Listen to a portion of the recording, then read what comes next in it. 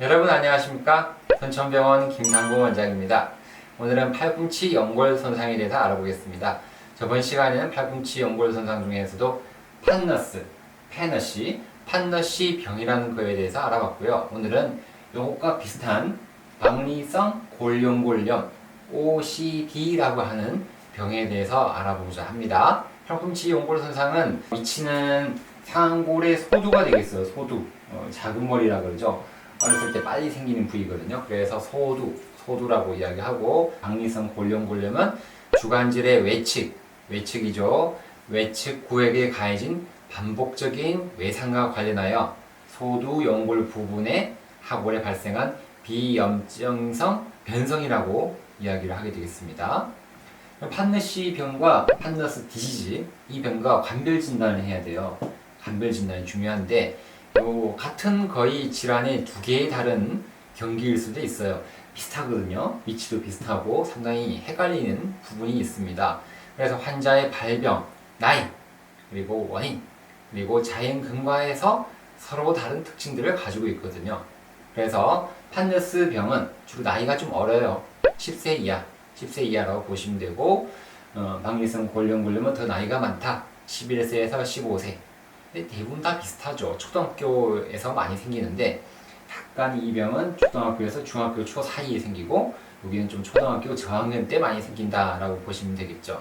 그래서 이 병은 또 나이가 좀 더 많은 운동선수, 초등학교 고학년, 중학교 초반의 어린 운동선수들에서 많이 생기는 것이 박리성 골연골염이 됩니다. 그래서 이거는 반복적인 외상과 직접적인 연관성이 있다 라고 이야기하고, 판너스병은 시간이 지나면 스스로 좋아지는데, 이 박리성 골연골 OCD는 스스로 좋아지는 질병이 아니며 치료하지 않을 경우에는 소두에 심각한 파괴가 일어난다고 하죠. 그래서 박리성 골연골염은 꼭 병원에서 치료를 하셔야 되겠습니다. 그렇다 그러면 박리성 골연골염은 젊은 운동선수들에서 많이 생기는데, 왜 그러면 이렇게 소두에 많이 생기느냐? 여기 생길 수도 있고 여기도 생길 수 있는데, 하필이면 소두에 많이 생기는 이유가 두 가지예요. 여기 적어놨죠, 제가. 주관절의 골 형태라 그러죠. 첫 번째가. 두 번째는 소두의 독특한 혈액 공급이라고 합니다. 오늘은 이 두 가지 원인에 대해서 알아보는 시간이 되겠죠. 이 주관절은 좀 특이한 구조예요. 여기 상골이 있는데 두 개, 세 개의 뼈가 이렇게 한 개의 관절을 일으키고 있는 이중활주 관절이라고 합니다. 이중활주 관절. 이렇게 두 개가 이렇게 있다 해서 활주라고 하죠. 활주. 그래서 독특한 고래 배열 때문에 이렇게 신전이 조금 더 많이 된다 그래요. 신전이 0도까지 될 수도 있지만 조금 더 많이 되는 사람도 많이 되죠. 그래서 마이너스 15도까지, 15도에서 0도까지 신전이 되고, 그리고 또 이렇게 굴곡을 했을 때는 150도 정도의 굴곡이 가능하다라고 이야기를 합니다.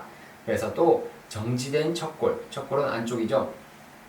척골이 정지된 척골에 대해서 요골두는 바깥쪽에 있는 요골두거든요. 그래서 요골두가 이렇게 회전이 되면은 이렇게 거의 180도 정도의 전완부 회전이 가능하다라고 이야기를 하죠.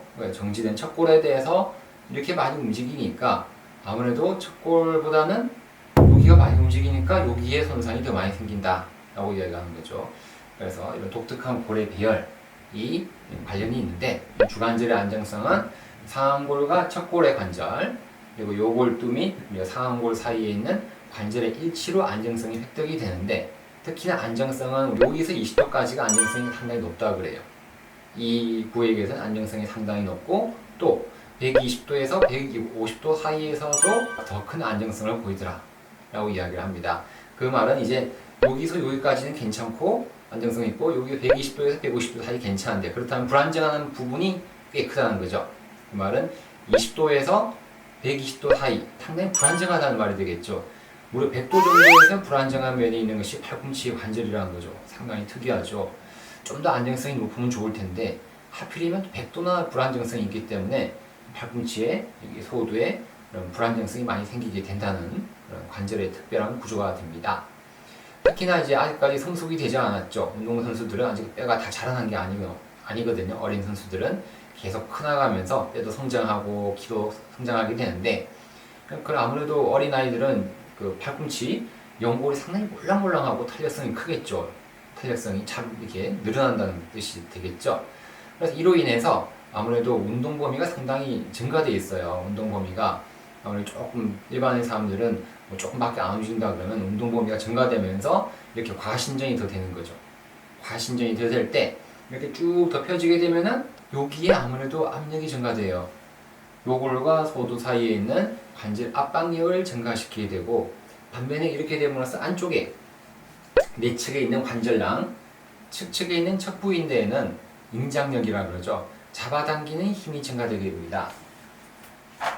여기에 우리가 인대가 있어요. 관절낭이 있고 바깥에 또 여기 내측에 인대가 있거든요.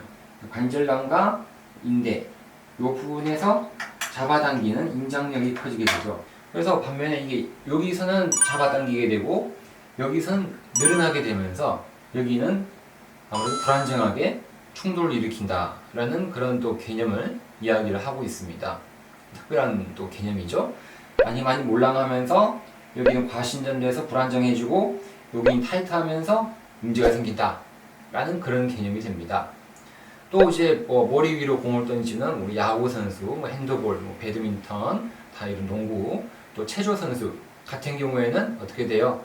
여기는 또 외측에 있는 압박력이 증가된다는 이야기를 하죠. 그래서 이런 게 반복이 되면 여기 소두에도 역시 문제가 생긴다 라는 그런 개념을 이야기를 하고 있습니다. 또 다른 개념이 있는데 이건 또 야구 선수 같은 경우죠. 특히나 많이 던지다 보니까 여기 있는 여기가 타이트해지는 것이 아니라 여기 있는 측부인대, 내측 측부인대가 여기가 파열이 돼요. 여기가 파열이 되거든요. 완전 파열이 될 수도 있고 부분 파열이 될 수도 있고 여기가 파열이 되니까 그러면서 여기가 압력이 증가된다. 그런 개념까지 세 가지 개념을 또 이야기를 합니다. 이야기해볼까요? 첫 번째는 여기가 타이트해지면서 여기가 느슨하고 압력이 증가돼서 파열된다. 여기에 소두에 손상이 생긴다. 두 번째는 위로 던지면서 많은 부하가 가해지면서 그냥 생긴다 하는 그런 개념. 세 번째는 여기 내측에 있는 인대가 측부인대 UCL, MUCL, MCL이라고 이야기합니다. 이 부분이 파열되면서 여기에 압력이 증가되면서 충돌을 일으키면서 문제가 생기더라 라는 그런 개념까지 이야기를 하게 됩니다. 여러 가지 알아봤는데 동반 손상도 많이 생기거든요. 동반 손상. 여기만 생기는 것이 아니라 여기도 빈번히 생긴다는 거죠. 그래서 내측에 있는 골단염이라고 합니다. 메디알 아포피지아이티스라고 하는 그런 또 내측 골단염이라는 것도 생기게 되고, 역시 척측에 있는 우리가 척부인대 손상, 척부인대 파열이 많이 생기게 되고, 또 여기는 또 이게 충돌을 일으키네요. 후내측 충돌 전공까지 내측에 있는 동반 손상도 생기더라. 끝까지 알고 있으면 되겠죠. 그래서 후내측 충돌 증후군은 과도한 외반으로 생긴다 그러죠. 외반 이렇게 외반으로 생긴다는 그런 개념까지. 그래서 소두만 이렇게 박리성 골룡 손상이 생기는 것이 아니라 여기 내측까지도 동반 손상이 올 수 있다라는 것도 알고 있어야 되겠죠. 그러면 이제 두 번째 소두의 독특한 혈액 공급에 대해서 좀 알아볼까요? 그래서 이렇게 생기는 거는 소두로 가는 말단 동맥의 혈액 순환이 상당히 빈약하다 그래요. 이쪽 하필이면 피가 많이 안 간다는 게 단점이에요.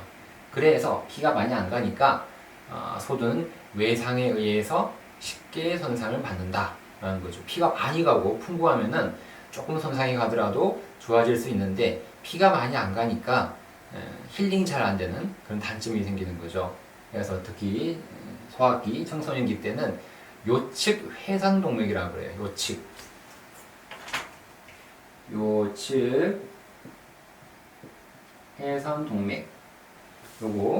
요것도 중요한데, 그리고 또 골간 회상동맥. 이 두 가지 동맥이 여기에 이제 가게 되는데, 이 동맥으로 이제 우리가 청소년기 때 동맥을 봤는데, 아무래도 혈관이 공급되는 모양 자체가 좀 종적인 경우가 많아요. 종적인 경우가 많고, 이 부위에 있는 척부 동맥이 적기 때문에 그런 위세 손상이 반복되고, 또 외상 이후에 또 여기 자상을 받았거든요. 쿵 부딪혀가지고 자상을 계속 일으키는 그런 반복적인 외상으로 인해서 소두로 가는 이런 동맥들이 혈액 공급을 제한을 받는다 하는 그런 개념이 되겠죠. 좀 어렵죠? 자세한 내용은 몰라도 돼요. 어쨌든 혈액이 부족하다. 그래서 그쪽으로 생긴다. 혈류가 방해받아서 특이한 구조 때문에 그렇다라는 것을 알고 있으면 되겠습니다. 그래서 이렇게 좀 정리를 해봤거든요. 우리가 박리성 골룡골림은 소두에 생기고 많이 생기는 것은 뼈의 모양과 혈액 공급 때문이다 라고 이야기했는데, 확인하게 계속 이야기하니까 좀 이해가 잘 안 되신 분들이 있거든요. 이해 잘 안 되시죠? 맞죠? 네, 이해 잘 안 되시고 계신 분들이 많이 보고 계시네요. 그렇다 그래서 우리가 넘어갈 수는 없죠. 영상을 준비했으니까 영상을 보고 자세히 설명을 드리겠습니다. 그럼 이어서 영상을 보면서 자세히 설명을 드리도록 하겠습니다. 휴머러스라고 하는 우리가 상완골이 있고, 그 밑에 우리가 요골이라고 부르는 라디우스, 척골이라고 부르는 얼라가 있죠. 그래서 세 개의 뼈가 관절을 이루어지게 되겠죠. 그래서 이중 팔주 구조가 되겠습니다. 판너스병과 OCD는 감별 진단을 잘 해야 되겠죠. 이전에 팔꿈치 연골 손상 올렸던 데도 나왔던 표인데요. 다시 한 번 더 이해가 안 되신 분들을 위해서 설명을 드립니다. 나이는 판너스병은 좀 어리죠. 7에서 12세. OCD는 좀 더 나이가 많아요.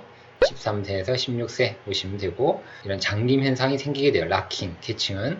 판너스병은 없고 OCD는 생기게 됩니다. 그리고 또 엑스레이 상에서는 전체적인 관절이 소도가 다 안 좋아지게 되겠지만 OCD는 일부에서만 안 좋더라. 수술을 하는 경우는 판너스는 없어요. 하지만 OCD는 일부에서는 있다. 수술을 필요하다 라는 것들 알고 있으면 되겠고, 판너스병은 예후가 좋죠. 근데 OCD는 예후가 안 좋을 수 있기 때문에 면밀한 관찰과 치료가 필요한 병이 되겠습니다. 그런 오버헤드 운동선수죠. 우리 테니스, 배드민턴, 야구, 어깨를 많이 쓰는 체조 선수에서 OCD 병변이 많이 생긴다는 거죠. 생각보다 체조 선수들이 많이 생겨요. 체중 부하가 이쪽 팔꿈치로 소두 쪽으로 많이 가기 때문에 많이 생긴다라고 이야기를 하죠. 소두에 이렇게 뼈의 순환이 떨어지게 되고 골적인 문제 때문에 이렇게 문제가 생기는 것을 우리가 박리성 골룡골염이라고 이야기를 합니다. 혈액순환의 방해, 뭐죠? 요골 회선동맥, 골간 회선동맥, 라디얼 리크런트 아트리, 인터오세어스 리크런트 아트리, 이것이 종적인 구조로 되어 있고 척측의 혈관 순환도가 떨어지게 되면은 아무래도 문제가 생긴다라고 이야기를 하게 되겠습니다. 엑스레이 보면 잘 보여요. 이렇게 OCD가 툭 튀어나온 것이 병변이 툭 떨어져 있는 게 보이죠. 아무래도 판너스병과 좀 다르게 엑스레이에서 보이고 있습니다. 엑스레이 또 보시면 여기 떨어진 게 보이죠. 이렇게 떨어져 있으면 이 병변은 우리가 OCD다. 이 병변은 판너스병이 아니다 라고 판단을 내리게 됩니다. MRI 보면 여기가 이렇게 일부만 이렇게 안 좋아지게 되겠죠. 판너스병 같은 경우에는 전체적으로 다 안 좋은데 여기는 일부의 아일랜드 같은 게 보이죠. 아일랜드, 뭔가 툭 떨어진 것이 보인다는 거죠. MRI에서. 엑스레이도 안 좋고 MRI도 안 좋고, 이럴 때는 관절경 수술을 들어간 게 맞겠죠. 관절경 사진을 보면 이렇게 역시 MRI 보니 요거, 엑스레이에서 보이는 요거, 이 병변 하얗게 떨어진 병변이 있죠. 소도가 떨어진 이 부분을 우리가 볼 수가 있어요. 이렇게 비슷하죠. 이렇게 요 탐식자로 이렇게 이 부분을 툭툭툭 쳐다보면은 이게 떨어지게 되는 거죠. 떨어지게 되는 전형적인 박리성 골룡골염의 현상을 볼 수가 있겠습니다. 자, 이렇게 영상을 보고 나니까 많은 도움이 되시죠? 그래서 팔꿈치 골룡골염, 박리성 골룡골염과 판너스병을 감별하는 것이 첫 번째고, 두 번째는 박리성 골염의 원인이 뼈의 원인과 혈액 공급이라는 것을 이해를 하셨다 그러면 오늘 영상은 만족하게 잘 보신 거예요. 특히나 야구하는 학생들이 이 영상을 보고 많은 도움을 받았으면 좋겠습니다. 오늘도 팔꿈치 외측이 아프신 분들이 이 영상을 보고 많은 쾌유를 하시길 바랍니다. 오늘도 건강한 하루 되시고, 마음에 드셨다 그러면 어떻게 해야 되죠? 구독과 좋아요는 꼭 눌러주시기 바랍니다.